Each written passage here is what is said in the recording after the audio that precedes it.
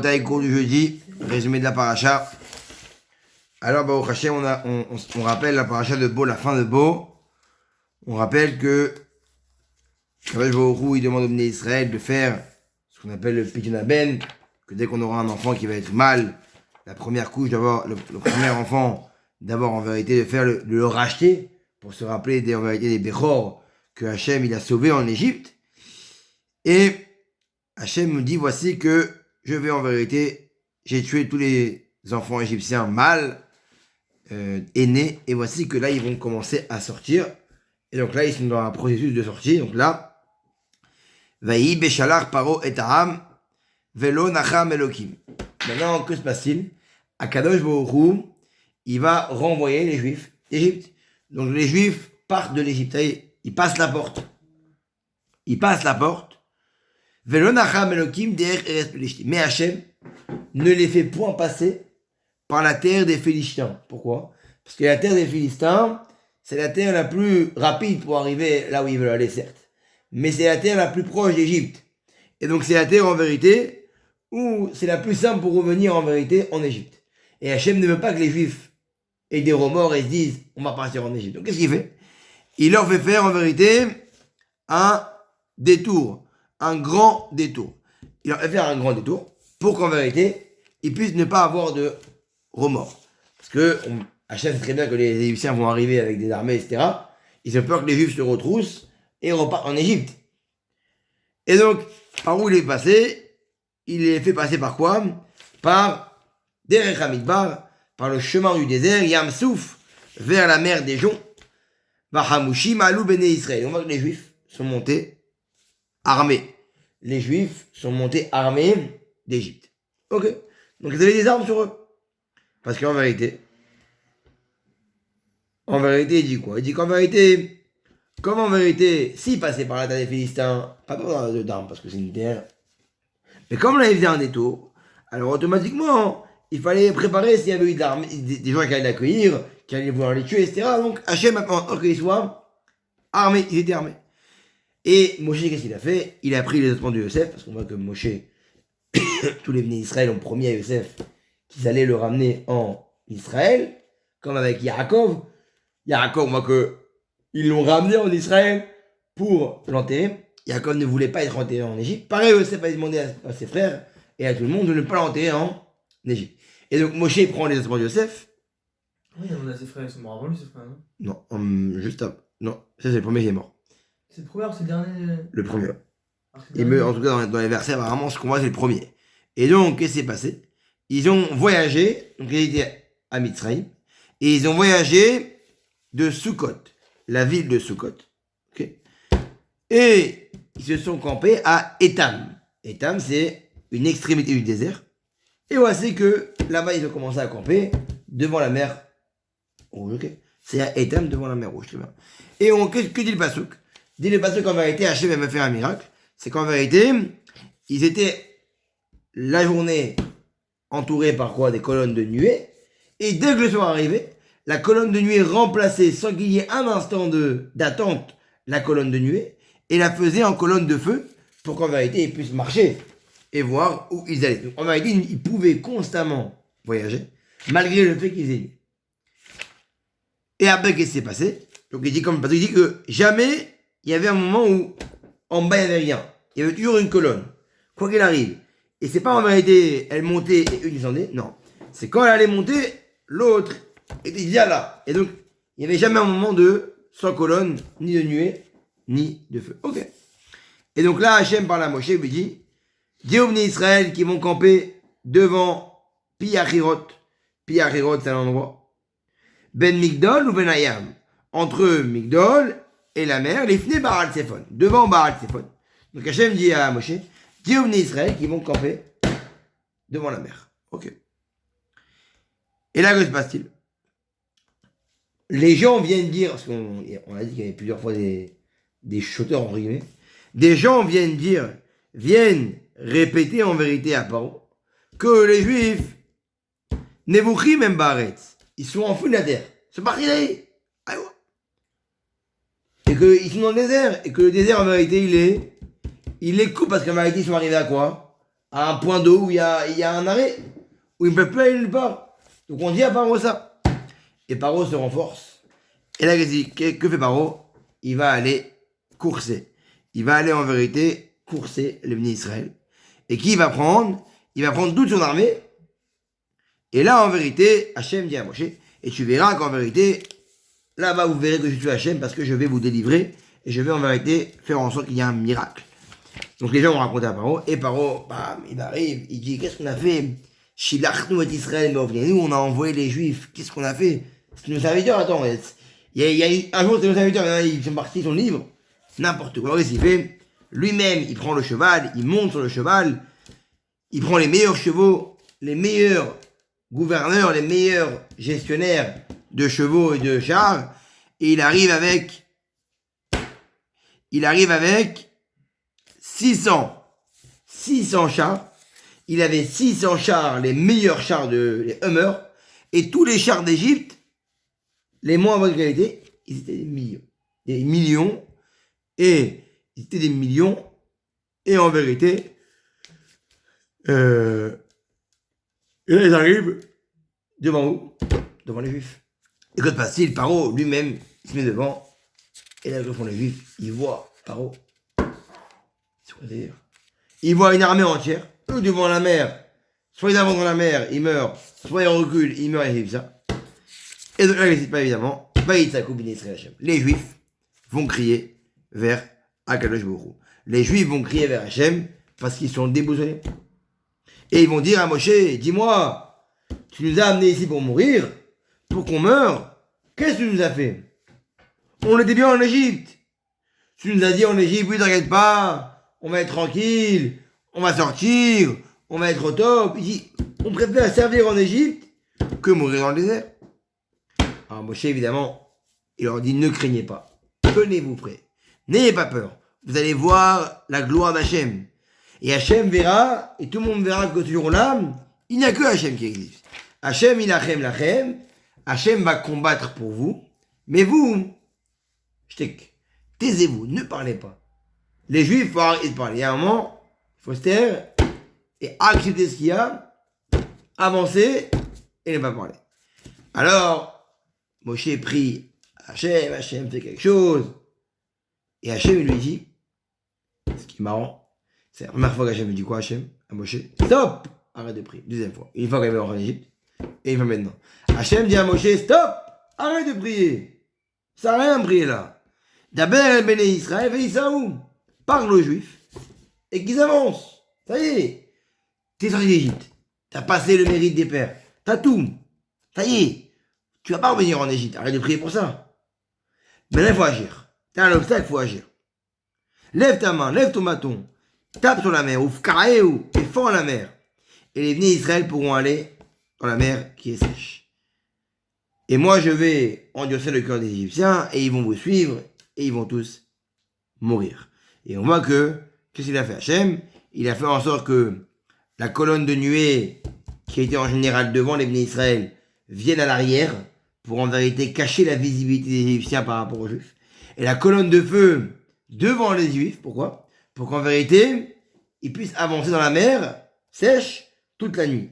Et qu'il n'y ait aucun écart, et qu'il y ait toujours un écart entre les Égyptiens et les Juifs.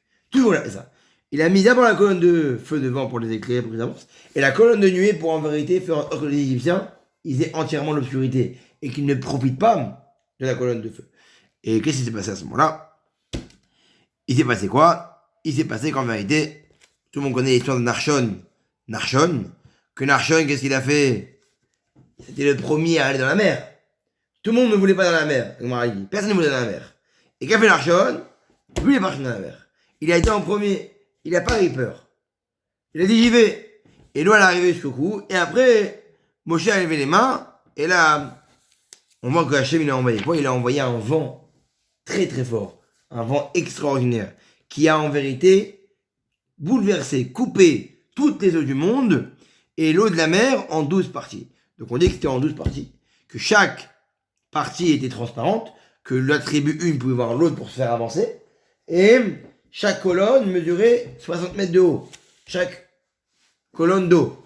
Donc imaginez-vous la la grandeur de chaque colonne et qu'il y avait des abreuvoirs naturels dans l'eau et des arbres fruitiers ont poussé pour que les gens puissent manger. Et donc, les gens sont rentrés, les Juifs sont rentrés, et ils avaient une muraille à droite et à gauche, et là, évidemment, qu'on fait les Égyptiens, ils ont suivi, ils ont avancé dans la mer, et ce fut le matin, et Hachem, qu'est-ce qu'il a fait? Il a fait quoi? Il a en vérité inversé l'eau, les Juifs étaient encore dans la mer, et derrière eux, il y avait les Égyptiens qui couraient, et dès que le matin est arrivé, parce que si le matin est arrivé, ils allaient voir les Égyptiens, qu'est-ce qui s'est passé? Hachem, il a remis la terre en son état, la mer en son état, et en vérité, tous les Égyptiens qui étaient sur leur charrette, leur roue s'est enlevée, et c'est comme s'ils sont rentrés dans l'eau, et tombés par terre, et leurs membres étaient dispersés. C'était vraiment catastrophe, et Hachem les faisait monter et descendre de haut en bas. Et il faisait ce qu'il voulait, il les bougeait, il faisait comme si c'était du ciment, l'eau, comme si c'était du gluant, tac, tac, il descendait, il montait, et lui il voyait là-haut, il voyait en bas, c'était de la folie. Les gens ils venaient fous. Et les Bnei Israël avançaient eux dans la mer sèche, et l'eau était encore une muraille pour eux. Et Hachem a sauvé les Bnei Israël à la Shira, qu'on dit que Moshe Rabbeinu a commencé à chanter, et que Myriam elle a aussi commencé à chanter une Shira pour les femmes, et qu'ils ont chanté à Hachem Moshe, que Hachem c'est celui qui s'est élevé au-dessus de tout le monde, qui a vu la force, c'est lui qui était l'homme de guerre, c'est lui qui a déraciné les charrettes, c'est lui qui a englouti les Égyptiens, sa main droite elle est forte. Quand on est avec Hachem, Hachem il fait avec une main, il peut faire main droite. Main droite et pas de main gauche. Parce qu'en vérité, il prend tout. Ouvrons la paix, et avec l'eau, il a fait ce qu'il voulait avec les Égyptiens. Et il a dit, ah, viens, on va prendre le butin. Hachem, qu'est-ce qu'il a fait? Il a pris cela, et il les a engloutis, comme du ciment, comme de la paille.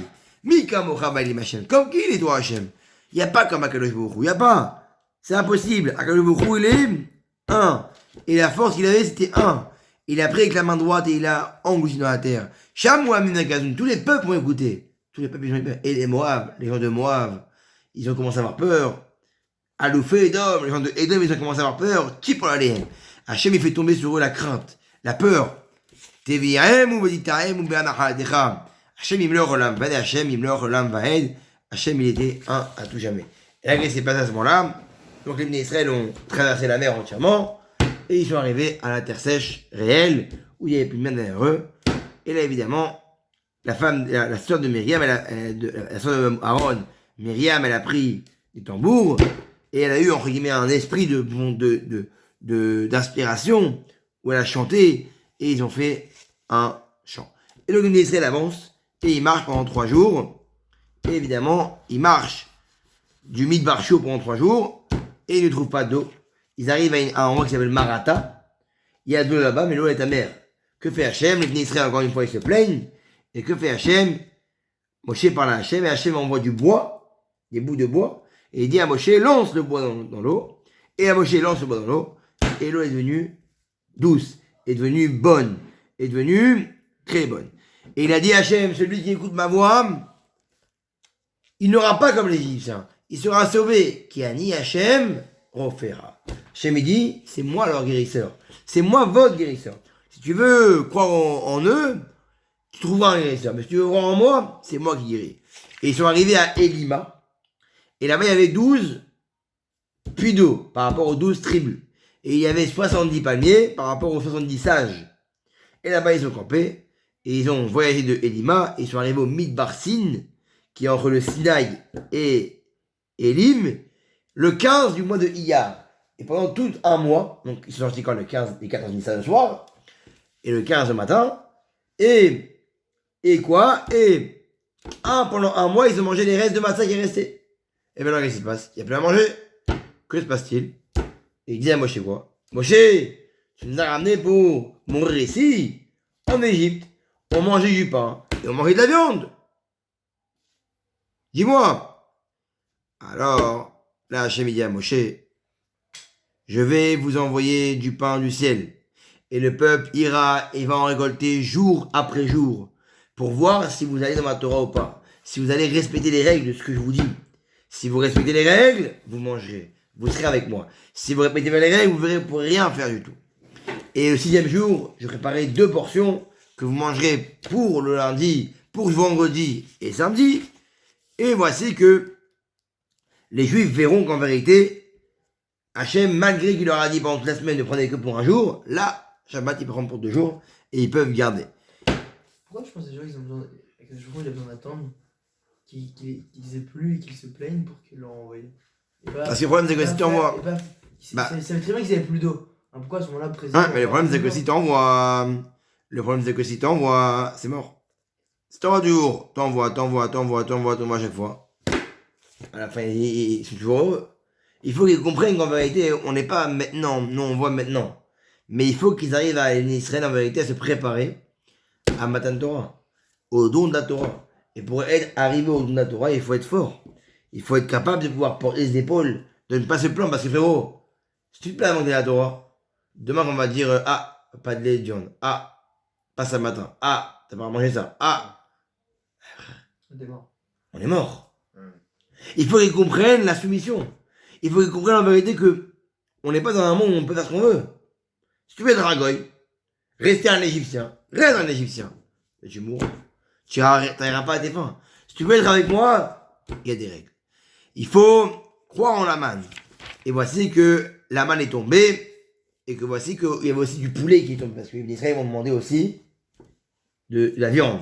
Et on voit que la viande qu'ils ont demandé, c'était pas bien. Tu peux manger du pain. Le pain c'est vital, mais la viande n'est pas obligée. Et en plus, avant qu'ils s'appelaient, la viande, t'avais des bêtes. Ils avaient plein de bêtes. Ils auraient pu les dégorger. T'as mangé de la viande. Hachem, il a rempli la terre entière de la viande. Du poulet. Pour qu'ils aient comme ça du poulet. Pour qu'ils en aient marre même eux. Et qu'est-ce qu'il a fait? Et voici qu'en vérité, il a fait tomber la manne. La manne, elle était sur la terre. Elle était recouverte par de la rosée jusqu'au matin. Du début du matin jusqu'au matin. Et dès que le soleil se levait, la rosée partait. Et on pouvait prendre directement la manne. Donc il y avait la terre, la rosée, la manne, la rosée. Dès que le soleil est arrivé le matin, avant que le soleil arrive, il y avait la rosée dessus, comme un paquet. Et dès que le soleil est arrivé, la rosée partait automatiquement. C'était naturel. Et on pouvait prendre directement la manne. On disait que la manne, il y avait 60. Il y avait, pour chaque personne, 30 mètres d'aman. Mais pour toi, il ne pouvait prendre que pour un jour. Et celui qui prenait pour sa famille, qui devait prendre 10 kilos, et qu'il avait pris en vérité dans sa main que 8 kilos, quand il arrivait à la maison et il pesait, il y avait 10 kilos. Et celui qui prenait dans sa main 20 kilos alors qu'il avait 10 kilos, quand il arrivait à la maison, il y avait 10 kilos. C'était le miracle de la manne. Et le miracle, le plus dur, c'est quoi? C'est qu'en vérité, il y avait tellement devant eux qu'ils pouvaient prendre beaucoup.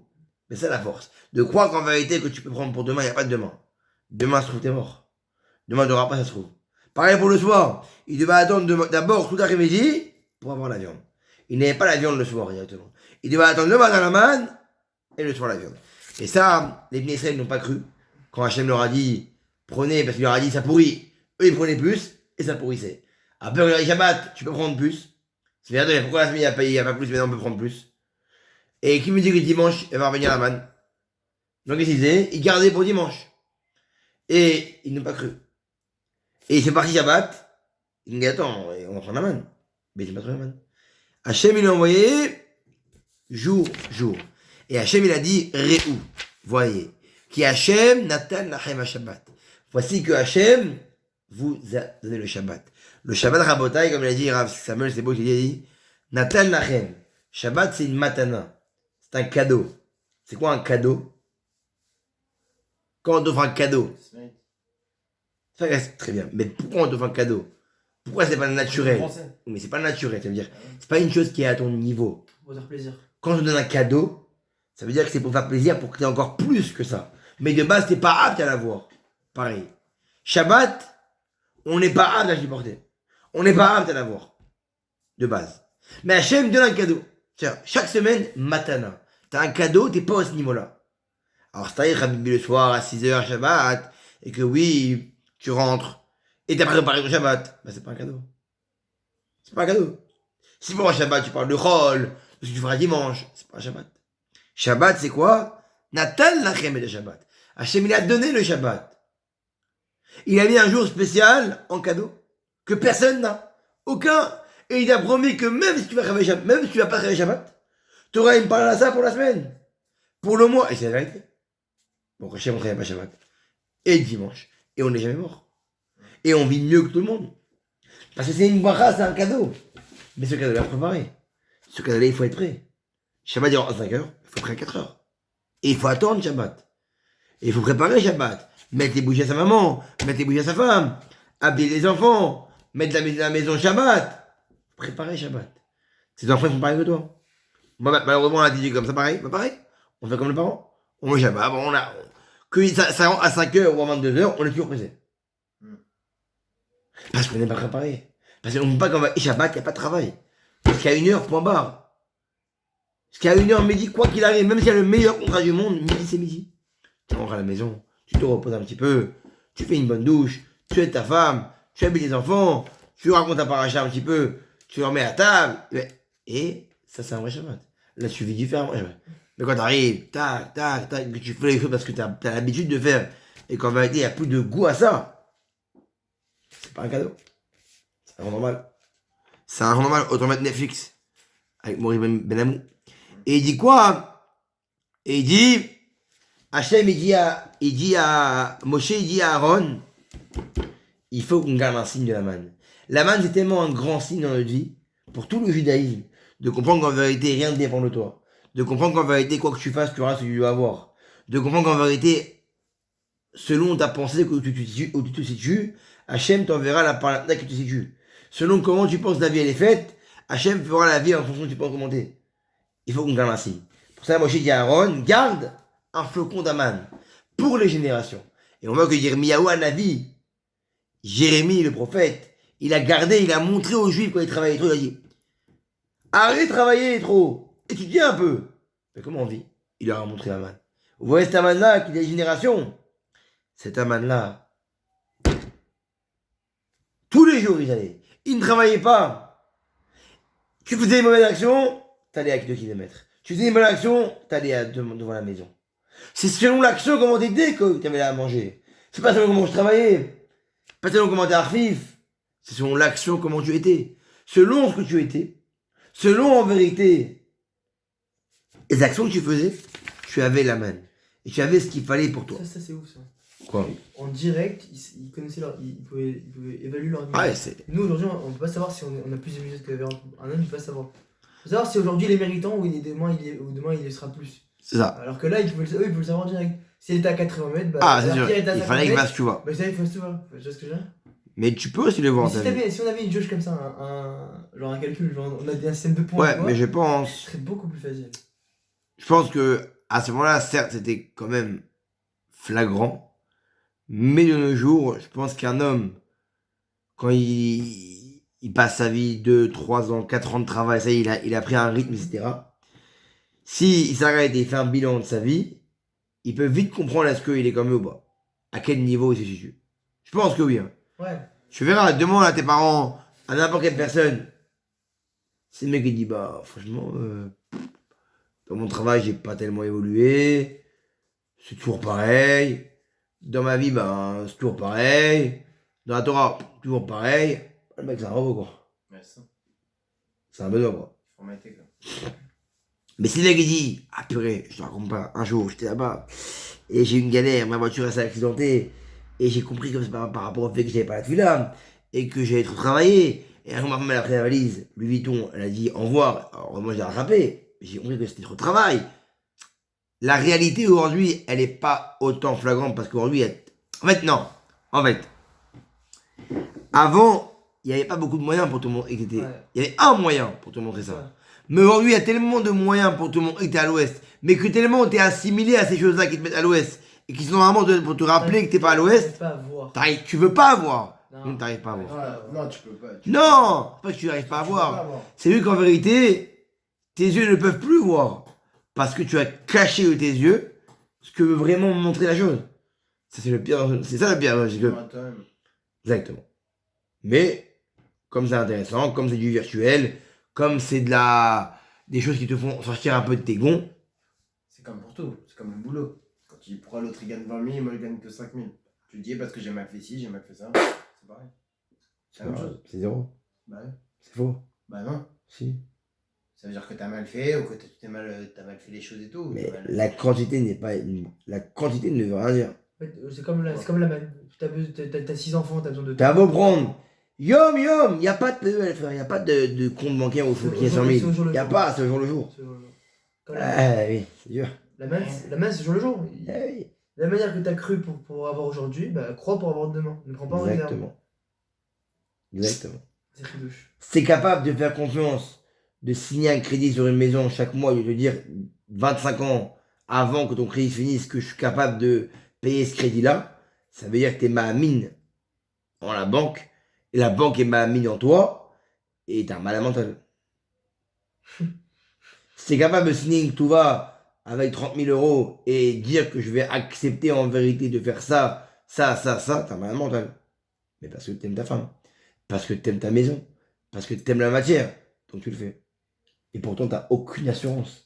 T'as aucune assurance, tu vas réussir à payer 25 fois 12, 300 mois, 1300 euros par mois, avec les charges, avec à la fin, t'as aucune assurance. Alors oui, t'as un dossier en lui qui dit que oui, tu peux payer. Mais demain, frère, le mec, il est jamais parcelle, frère. Comment il paye son crédit, frère? Il est en catastrophe, le mec. Le mec qui est au chômage, comment il paye son crédit? C'est compliqué. Mais tu le fais quand même. Parce que tu te veux te donner les moyens de le faire. Et parce que tu crois à ça. Tu le fais. Pareil pour l'argent. T'as pas besoin de croire que tu vas avoir plus. Parce que même si tu vas amasser plus, combien va te rester? Et qu'est-ce qui va tenir? Est-ce que quand tu auras 70 ans, tu vas être assis avec la police dans ta maison alors que tu as 3 millions de compte, mais tu peux pas bouger parce que tu es un mec qui est recherché par tout Israël ou de la France? Ou tu vas être un mec qui va pouvoir aller au Beth Midrash tous les matins et étudier la Torah? T'asseoir, oui, sur l'argent que tu as donné parce que tu peux maintenant étudier parce que. Et aider les personnes et faire ça, oui. Là, oui. Acheter mes d'enrichis. Mais sinon, ça sert à rien, frère. Tu vas quoi? Alors, tu vas avoir 1 million sur le compte. Après, tu vas acheter un bateau. Après, tu vas acheter une maison. Après, tu vas acheter une voiture. Après, tu vas t'acheter une gonzesse. Après, tu vas t'acheter une nouvelle femme, comme on l'a dit. Après, tu vas t'acheter des nouveaux habits. À 60 ans. Un nouveau canapé, parce qu'il faut rester devant la télé. T'as rien à faire, donc faut rester devant la télé. Un nouveau plasma. Tu vas t'abonner à Canal+ Sport, Canal+ Cinéma, Canal+ Family, Netflix, Netflix Premium, ta race Premium. Et à la fin, qu'est-ce que tu fais? Ah, m'arrête. Non, mais rien. À la fin, il y a un moment, même quand tu vas à la retraite, à 60 ans, qui va t'appeler? Qui va te dire bonjour? Tu vas rester à la maison comme un ramor, comme la moitié des Français dans le monde, et la moitié des Juifs qui n'ont pas compris la Torah. Et aujourd'hui, malheureusement, ils ont acquis une mauvaise réputation, donc personne ne va les voir. Ils sont là-bas, à la maison de retraite là-bas, les pauvres seuls. C'est dur à dire, mais c'est la réalité, frérot. Mais frérot, demain, t'as 90 ans, je te perds Afghaniski, frère. T'as 300 personnes qui viennent te voir tous les jours, frère. Quel train. Quel est même Michael Jackson, il était pas aussi connu. Et c'est pas un effet de mode. C'est pas un effet de mode de 3 ans. Ça fait 40 ans, ça dure le mec. 40 ans, il reçoit 100 personnes par jour, le gars. Et le gars, il arrive quand même à étudier. Et le gars, il a 94 ans. Mais c'est pas un mec qui dort. C'est un mec qui vit. Et il dort moins que toi, frère. Mais, il vit. Alors qu'un mec. Le problème, c'est que. Et pour ça, tu verras beaucoup le phénomène de tu vois des vieillots. Ouais. Très souvent. Le vieillard qui est là, qui revient, qui prend son petit édime à la synagogue, qui commande par ça. Après, qui veut découvrir la Torah parce que. Il y a un moment où t'as fait le tour, frère. T'as goûté les meufs, t'as goûté les bateaux, t'as goûté la vacances, t'as goûté ça. Après, il y a quoi? Ta femme, tu peux même plus la toucher, elle a 70 ans, frère, c'est fini. Ta maison, ça y est, que tu veux encore acheter des maisons, encore acheter des maisons, combien? Tout est une question. Marche. Dans la tête, ce qu'il dit ici, yom. Pense jour. Et ça, c'est une très bonne pensée. Le jour A et le jour A. Le jour A, c'est le jour où je suis né. Le jour B, c'est le jour où je suis né. Lundi, je suis né lundi. Et je donne le maximum de moi lundi, sans penser à mardi. C'est très dur parce que le mec, il s'y pense. Non, je peux pas dire ça parce qu'on dit que l'Achram, c'est lui qui va dans le futur. Pareil. Alors, tu vois dans le futur et tu dis que tu vas faire confiance dans le futur. Ezeu chacham, Ah ouais, t'es malade. aroe et anolad. Tu vois dans le futur. Dans tes décisions actuelles. Voilà, donc c'est-à-dire que prends ta décision pour le futur, mais Oui, mais regarde demain. ouais, faut que dire demain, faut que tu y crois de la même manière, quoi. Non, mais Faut quand même que tu vois. demain, tu veux faire un choix dans ta vie. Tu veux faire un choix. Ouais. Tu veux faire la médecine, je sais pas. Alors tu réfléchis, Ezeu chacham, aroe et anolad, ça vaut le coup. Les causes, les conséquences, les bienfaits, le néfaste, les trucs. Bon, tu conseilles Kara, tu poses la question parce que t'es pas haram, tu peux pas dire que t'es haram. Il faut avoir une personne qui est un peu âgée, qui a l'expérience, qui a la Torah, et tu conseilles de faire ça. Il t'a conseillé, c'est bon, t'as haram dans le futur. Maintenant, jour. Pense pas à la première année, la deuxième année, la troisième année. Ah, mais si je vais rater cet examen, jour. Tu donnes à fond, jour. Ah, ça. Jour, il n'y a pas de. Parce qu'il y a un homme, quand il voit trop loin, on appelle la désespérance. Tu désespères. T'es un peu optimiste. Ah, mais tu peux te faire des projets. Jamais. Tu veux pas te dire, par exemple, dans 5 ans, je me donne 5 ans, je veux faire l'ALIA, par exemple.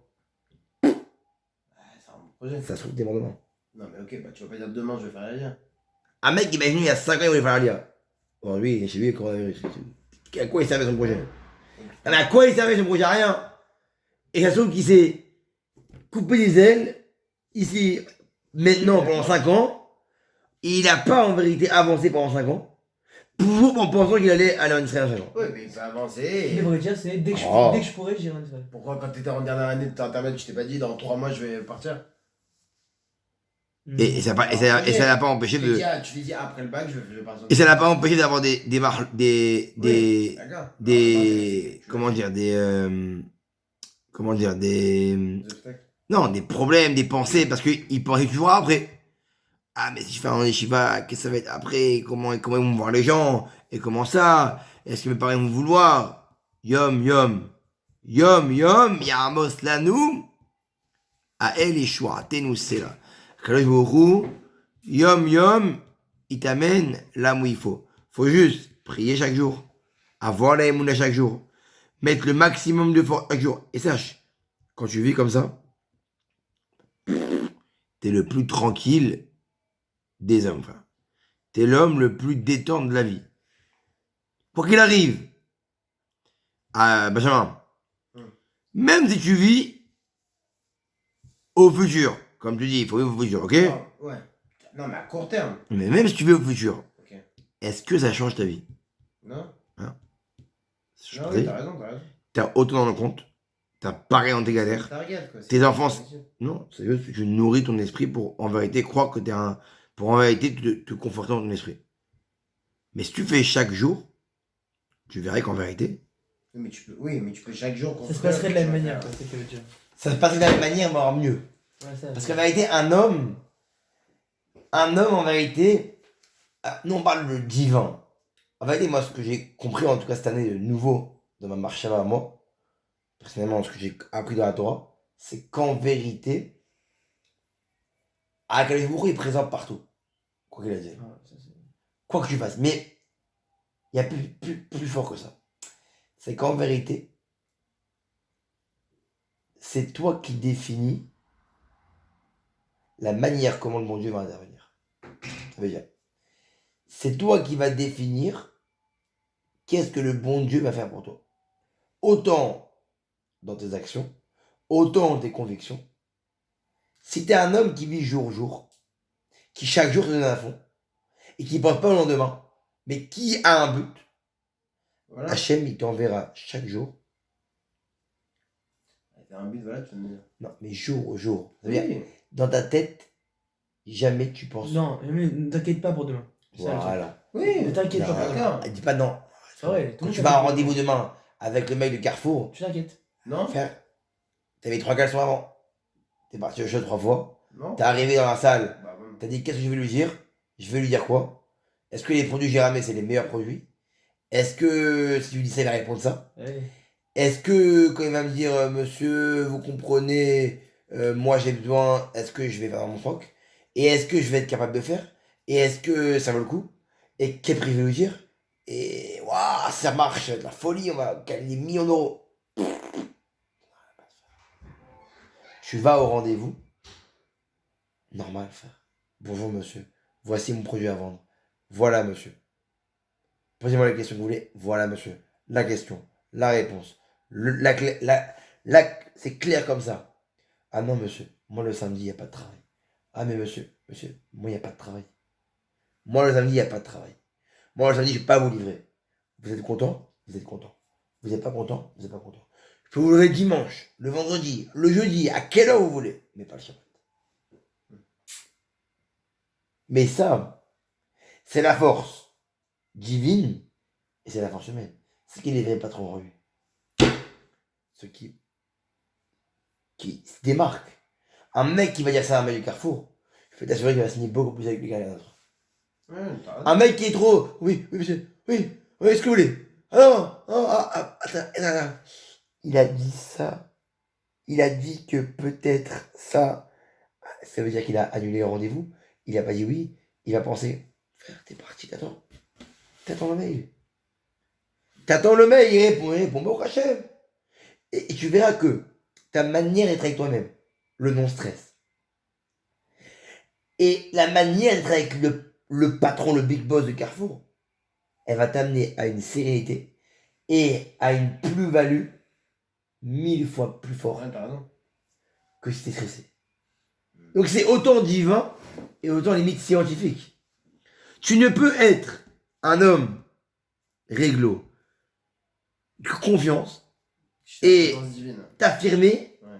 si tu comprends qu'en vérité tu ne dis rien, Ouais. et qu'en vérité tu es juste l'intermédiaire d'arriver à une chose qui va peut-être se faire, et que tu n'attends pas que quelque chose se fasse, mais que tu dois le faire parce que c'est ton métier, et parce que c'est la suite logique d'un métier, et parce que et parce que on voudrait arriver à ça, mais que ça se fasse ou que ça passe pas, ça me fait ni chaud ou froid. Pour ça, la plus belle bracha, c'est quand on vient vers toi. Ouais. Ça, c'est comme ça que je vois. Donc t'as des signes des fois. La Exactement. rencontre au bon moment. Exactement. Exact. D'accord.